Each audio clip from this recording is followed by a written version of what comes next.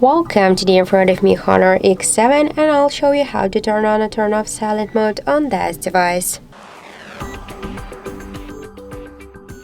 So first let's open the settings application and then tap to the sounds and vibration.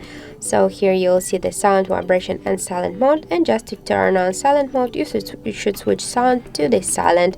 And now we can see that the ringtones and notifications, they are muted. So if you wanna just turn off the silent mode, you should switch it here to the sound, and now our rings and notifications they will ring, calls and notifications. Also, we have the second way how we can do that. Just first you should open the notification panel shortcuts, and after that you'll find here the sound icon. Just click here twice on this icon, and now we can see that the silent mode successfully activated.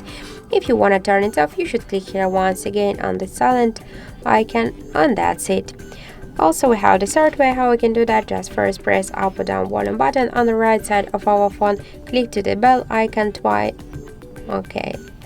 once.